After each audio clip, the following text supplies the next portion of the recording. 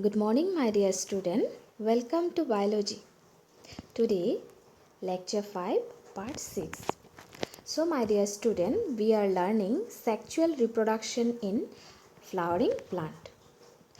So, student, in this chapter, we have learned that how different structures that are involved in sexual reproduction in flowering plants are developed, how they look, how they develop, and the process that are involved in the development of this structure we have seen. So here we have learned about male reproductive organ as well as female reproductive organ.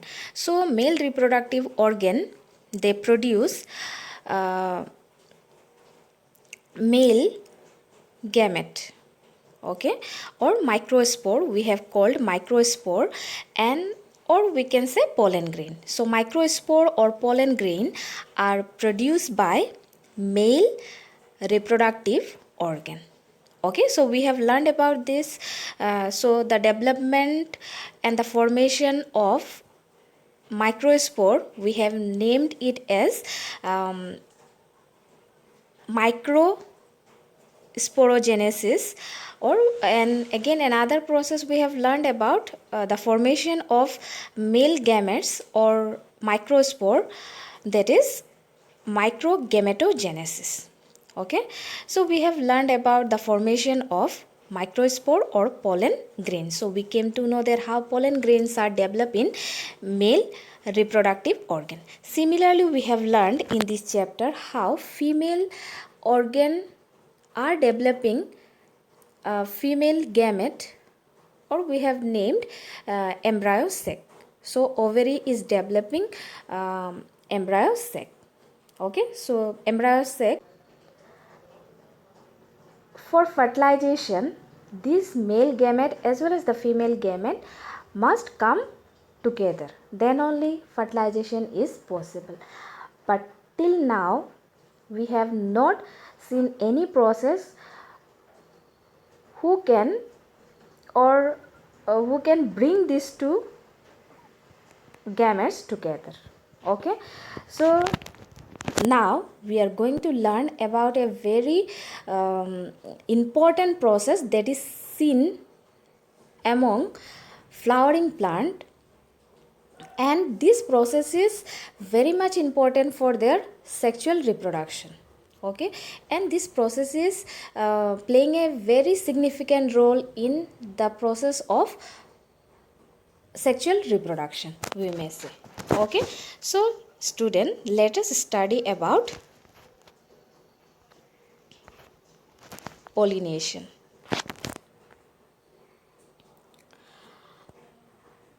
So my dear student, pollination, this word you have heard. Okay, now what is pollination?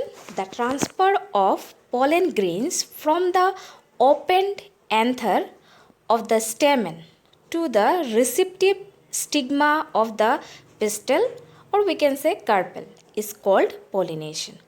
So what do you mean by pollination? So pollination is such a process in which the pollen grains, so you may see the diagram here. So pollen grains, from where the pollen grains will come? So pollen grains are produced by anther, and if you remember, we have learned about that after the pollen grain become matured, they come out of the pollen sac. Can you remember this?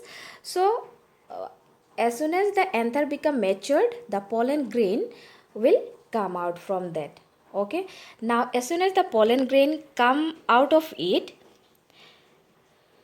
then this pollen grain somehow, so in this picture it is shown that these pollen grains are carried by a pollinator. Okay, so here you may see one insect is shown. So insect is acting as a pollinator. So who are pollinators? Those who are helping in pollination, they are known as pollinator. So here you may see the insect, what it have done. As soon as the pollen grains comes out of the anther, they are carrying the pollen from one flower, okay, and they are with the help of this pollinator, the pollen grain come close to the stigma. Okay, we know that stigma is the receptive one who will receive that pollen grain. So this process is known as pollination. So pollination is the transfer of pollen grains from the anther to the stigma. Okay, so this process is known as pollination. So I hope that you have understood. So what is pollination? That the process in which the transfer of pollen grains from the open anther of the stamen to the receptive stigma of the pistil or carpel is called pollination. Okay, so I hope that you have understood what is pollination. So simply, if you want to say what is pollination, transfer of pollen grain from anther to stigma of pistil is called pollination. Okay, okay. Now let us see types of pollination. So my dear student, look at the flow chart here. So now let us see what are the different types of pollination. So pollination is broadly classified into two groups, okay, or two types. There are mainly two types of pollination. One is known as self-pollination, another one is cross-pollination. So broadly pollination is divided into two parts. One is self-pollination, another one is cross-pollination. Okay, then self-pollination has two types. Okay, autogamy means seen in same flower. Okay, and genetogamy, it is different flower of same plant but different flower. Okay, so these two are the types of self pollination. Now let us see cross pollination. So cross pollination, depending on the factors. Okay, so abiotic factors, we may say agent, abiotic agent. So abiotic agent, depending on abiotic factor, okay, they are of two types. That is wind pollination. Wind pollination, this is known as anemophily. Okay, so anemophily is the wind pollination. Another one is water pollination, hydrophily. So anemophily means wind pollination and hydrophily means water pollination. These two are the type of pollination dependent on abiotic factor. Now let us see, depending on biotic factors, what are the different types of cross pollination. So biotic factors dependent, number one is entomophily, that is by insects. So this type of cross pollination will occur by the pollinator. Here the pollinator will be insects. Next is xeropterophily. Okay, so by bats. So if a bat become a pollinator, then that cross pollination is known as xeropterophily. Okay, the next by snails, by mollusca. So it is known as malacophily. Okay, next by birds, then ornithophily. So these are the four types of biotic factor dependent cross pollination. So my dear student, broadly pollination is divided into two parts, self pollination and cross pollination. Okay, mainly they are of two types, self pollination and cross pollination. Now let us study one by one about their types and what type of plants will show this kind of pollination. Okay, I hope that up to here it is clear about the types of pollination. Okay, so number one, autogamy. Okay, so here let us learn that. So we have learned that self pollination have two types. So number one is autogamy. So autogamy is a type of self pollination. Okay, so here you may see one diagram is given. So it is a flower of pea plant. Okay, garden pea we may say. So garden pea plant. So in the pea plant you will find that androecium as well as the gynoecium, they are enclosed within the petal. You may see that the pattern of the flower, you will find that they are enclosed, so the reproductive part are uh, inside the petal. So petal are forming like a cover around them. Okay, so in this type you may see the stigma, the receipt. Okay, stigma, this portion is female, or we can say that gynoecium, and androecium you may see here where anther is there, this all part are androecium. Okay, so what do you mean by autogamy? Autogamy is a type of self-pollination. In this type of pollination, pollen grains from the anther of a flower is transferred to the stigma of the same flower. Okay, so I hope that you have understood what do you mean by autogamy. Okay, is it clear about autogamy? It is very simple that within the same flower transfer is happening. Okay, just you keep in mind that within a same flower transfer of male gamete to the female gamete is occurring. Okay, so pollen grain is transferred to the stigma within a same flower, then we will call it as a autogamy. Okay,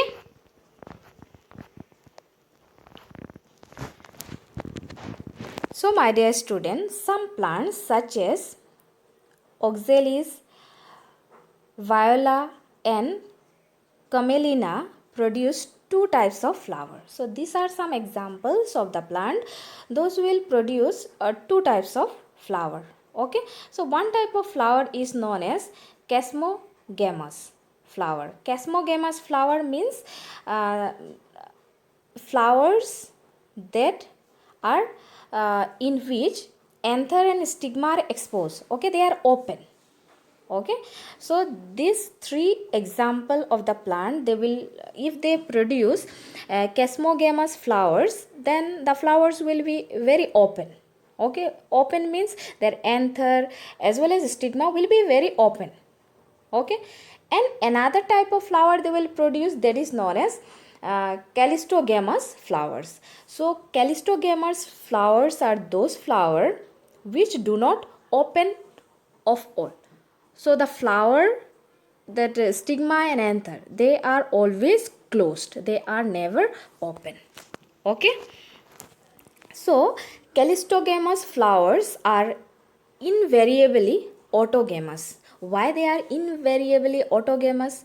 Because there is no chance of cross pollen landing on the stigma, because they are closed completely, they are closed, their anther and stigma, they are completely closed, they are covered, because of which there is no chance of cross pollination, because of which callistogamous flowers are totally, they are showing autogamy, self pollination, because of which this example of the plants such as oxalis, viola and camelina, they may show, if they produce some flowers, callistogamous flower, then that will show totally self pollination. Okay, so here is a picture of camelina. This you may see that chasmogamous flower, this anther and stigma are very exposed or open, and another you may see the same plant, they are producing a callistogamous flower. So here you may see small buds, can you see? So these are flowers of that plant, but their stigma and anther are enclosed inside that cover. Clear? So we may say that same plant, sometime what happen, cross pollination, there is a chance of cross pollination, whereas in callistogamous flower totally they are autogamous and they will show self pollination. Clear? Now let us learn about number 2, genetogamy or self-pollination. So genetogamy is a type of self-pollination. Okay. So it is a type of pollination in which transfer of pollen grains takes place from anther to the stigma of another flower of same plant. So in genetogamy, here you will find that transfer of pollen is seen, pollen grains are seen. So transfer of pollen grains takes place from anther to stigma of another flower of same plant. So plant is same but flower are different. So from one flower to the next another flower of the same plant, this transfer of pollen grains are happening, because of which we may consider that this is self pollination. Okay, here so what is genetogamy? Genetogamy, it is a type of pollination where transfer of pollen grains takes place from anther to the stigma of another flower of the same plant. So another flower but the plant is same, because of which it is genetically similar to autogamy. So genetically it is similar to autogamy but functionally involves cross pollination, because here you may see flower are different, plant is same but flower are different, but because of which we may say that from one flower to the next, so it looks like it is cross pollination, but genetically it is similar to autogamy because the same plant is shown. Okay, so you may look at the picture. Here one self pollination is shown, that within self pollination, that autogamy. So here self pollination means autogamy. So autogamy means within the same flower what happened, transfer of pollen grain to the stigma is happening, whereas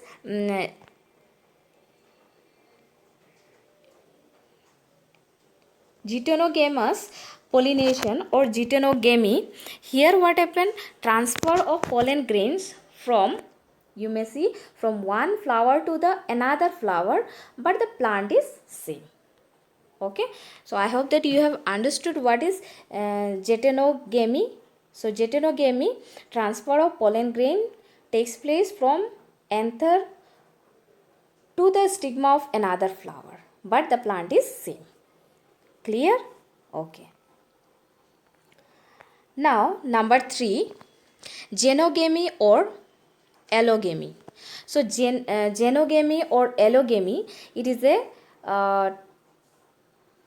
is a type of cross pollination. So you may use the term genogamy for cross pollination or allogamy.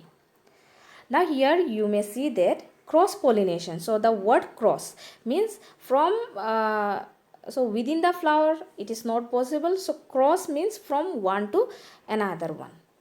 Okay. So in genogamy or allogamy, these are known as cross pollination. So cross pollination or genogamy, we may say. Clear? So it is a type of pollination in which transfer of pollen grains from anther to stigma of different plant flower. So one plant may be here, another may be okay, far away or in a distant place, then also we may see that pollination is occurring. So that type of pollination is known as cross pollination. Or sometimes you may see that same plant but one flower, so between the flowers some distance are there. Okay, so if that type of pollination occur, then also we may say it is a cross pollination. Okay, the flowers that favor cross pollination are dioecious flowers, which bear either male or female reproductive organs. So the flowers that mostly favor cross pollination are dioecious flowers, which bear either male. Okay, so sometimes some flower may have a male some plants may have only male flower. Okay, we have seen different examples of dioecious. I hope that you could remember dioecious flower. Okay, only having male reproductive organ, and another flower may have female reproductive organ. Two flower may be present in the same plant, but distance may be there. Okay, so we have seen some example of pumpkin. Can you remember? Okay, cucumber we have seen. Okay, so same plant, but flower may be little far away from another. Sometime what happen, different plant also this thing may happen. Okay, so because of which we are mentioning here same plant flower. Don't be confused. Okay, so now you understood why we have written same plant flower, because some flower may have male reproductive part, another flower may have female reproductive part. Okay. Okay, so the flowers that favor cross pollination are dioecious flowers which bear either male or female reproductive organ. Cross pollination is performed with the help of an external agency which may be abiotic, that for example wind, water or biotic animals. Clear? So mostly it is seen that cross pollination occurs with the help of external agencies. So these external agencies, or we may see that in presence of agent.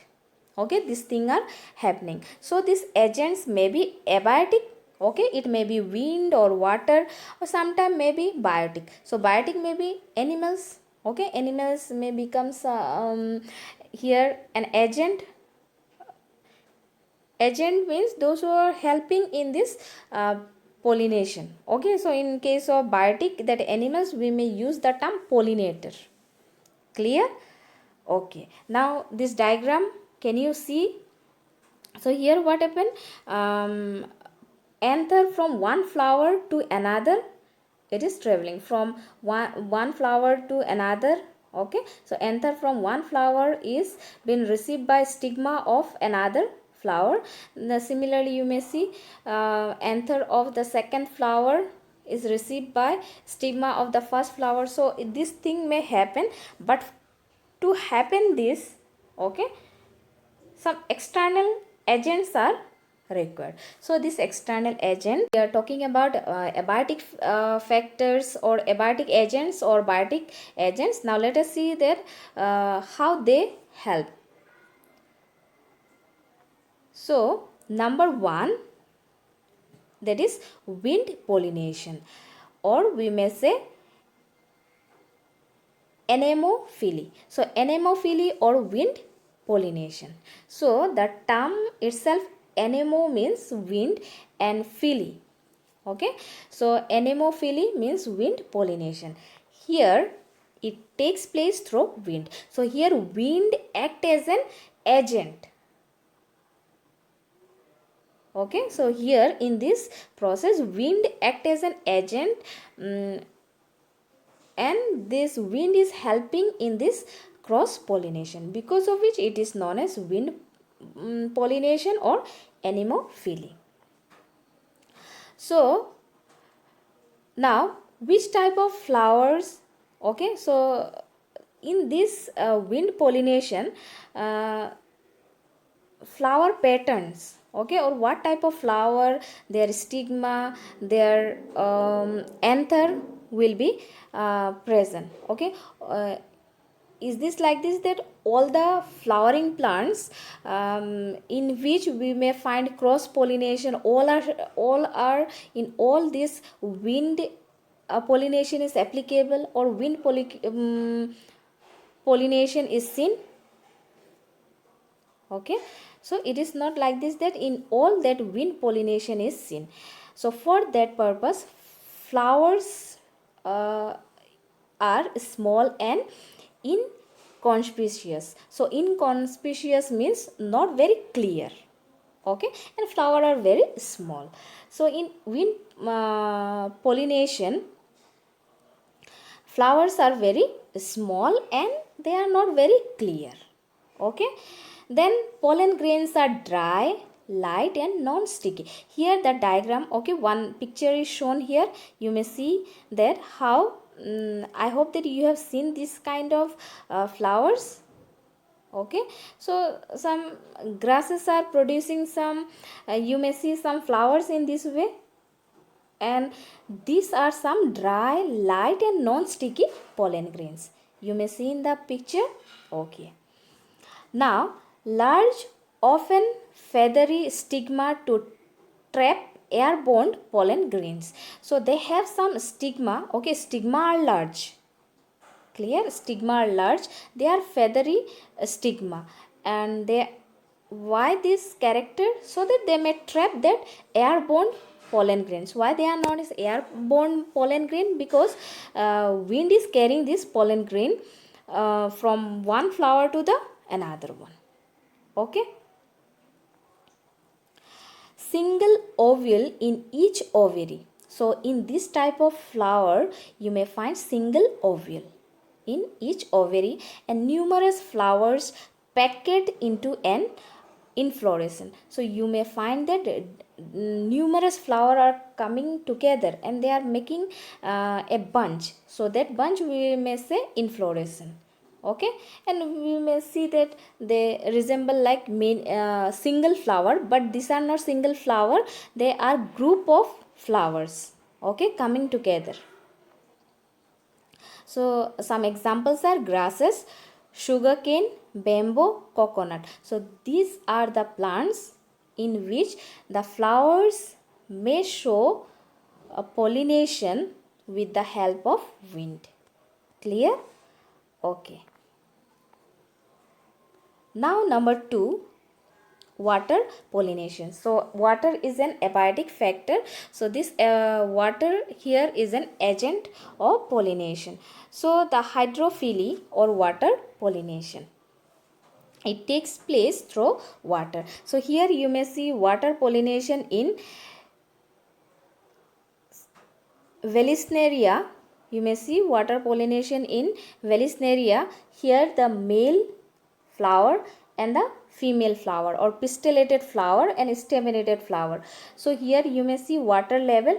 So here female, from the female flower the anther is transferred to the pistil. So here water is helping in this process of pollination. Okay.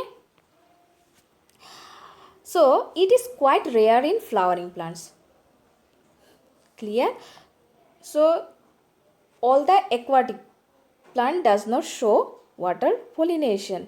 Okay, so all the aquatic flowering plants does not show water pollination. So water may not be only the source of pollination. Clear? So it is limited to 30 genera, mostly of monocotyledons. So it is seen that this water pollination is very rare in flowering plants, and only 30 genera, and they are mostly monocotyledons. Okay, and here in this case, okay, flowers are small and inconspicuous. That means they are very small and not very clear. Pollen grains are long. So here pollen grains are long, ribbon like, and protected from wetting by a mucilaginous covering. Okay. So here you may find that pollen grain are very long. If you observe the pollen grain, then the pollen grain are long, ribbon like. Okay, and as they are in water, so that to protect them there is a covering, and mucilaginous covering is there around them. Then stigma is also long, sticky but unwettable. So stigma is also very long and sticky. Okay, so that they may trap the pollen grain very easily, but unwettable. They are not wet because they are in water. So whenever you visit some aquatic some aquatic place where water bodies, there you will find some plants.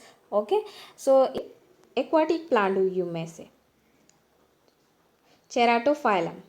Okay, so these are some scientific name of some plants that shows water pollination. Okay. Now number 3, animals pollination, that is with the help of biotic agents. So in animals pollination, flowers are large, colorful, fragrant and rich in nectar. So the biotic agents or the animals, for their purpose what happen, flowers are very large, they are colorful, so that the animals may be attracted. Okay, then they have some beautiful smell. Okay, sometimes some smells are we may not like, but other animals may like it. Okay, so they have some smell. Then they are rich in nectar. Okay, so pollen grains are sticky. So in this case the flower have produce pollen grains that are sticky due to exin layer. Okay, so due to exin layer their pollen grains are sticky, and stigma is sticky due to the mucilaginous layer. Okay, so both are sticky, and flower are large, colorful, they have some fragrant and rich in nectar. So animal pollination, number 1 is entomophily, insect pollination. So here you may see a picture is shown here, insect pollination. So here an insect is shown. So insect it land on a flower, so it suck the nectar, the sugar water from the flower as it is present here. So while landing, pollen grain stick on its body. As a result, after sucking the nectar, the insect move to another flower. As a result, the pollen which is carried by the insect, it falls onto the stigma, and this is how the cross pollination occur with the help of insects. So insect carries pollen from one flower to another, and this process is known as insect pollination, entomophily.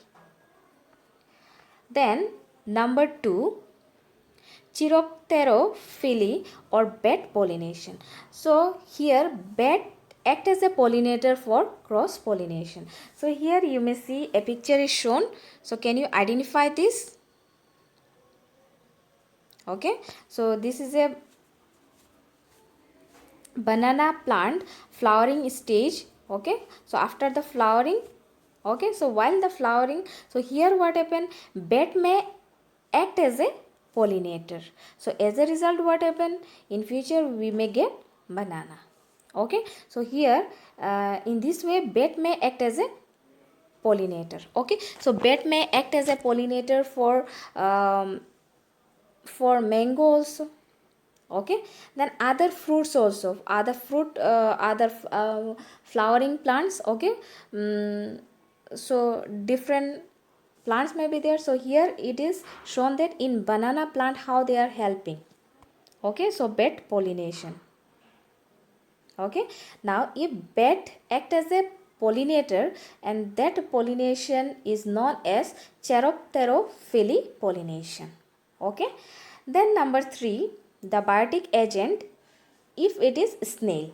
So if snail is the pollinator, then it is known as malacophily. That pollination process is known as malacophily. So here you may see snail. So in your garden also sometimes you may see some snails. Okay, sometimes they are on the ground, sometimes they may be climbing on the tree, sometimes they may go to the flowers. Okay, so from one flower to another flower, one plant to another plant. So likewise what happen, knowingly or unknowingly they are helping in pollination. If this thing happen, then we may call it as a malacophily. Then number 4, ornithophily, if bird act as a pollinator. So here you may see, okay, bird what happen, they want to okay, they are in want of food, so they, while sitting on the plant, okay, when the flowering is there, then they may sometime with the help of their beak they may touch, okay, this flower, that flower, so knowingly or unknowingly they are doing the pollination process, they are acting as a pollinator. So here the next picture you may see that bird from this flower to that flower, okay, they are knowingly or unknowingly carrying the pollen from one flower to another. So in this way, what happened, the biotic agent, okay, sometimes the biotic agent may be bird, sometimes it may be bat, okay, so sometimes it may be some uh, honeybee, okay, sometime maybe butterfly, okay, so different types of biotic agents are there. So here about the 4 biotic agents we have discussed. So this is the way how cross pollination may occur in the flowering plants. So today we have came to know about pollination, mainly 2 types of pollination, self pollination and cross pollination. Okay, so my dear student, now uh, it's your work to collect the points, okay, advantage and disadvantage of self pollination and advantage and disadvantage of cross pollination. So both the pollination process you have to collect the points of advantage and disadvantage. I hope that you'll collect that point, you'll try to collect all the points there regarding self pollination and this cross pollination, advantage and disadvantage. Self pollination, what are the advantage and what are the disadvantages? Similarly for cross pollination, what are the advantages and what are the disadvantages for the plant? Clear? So I hope that you have understood. Thank you and have a good day.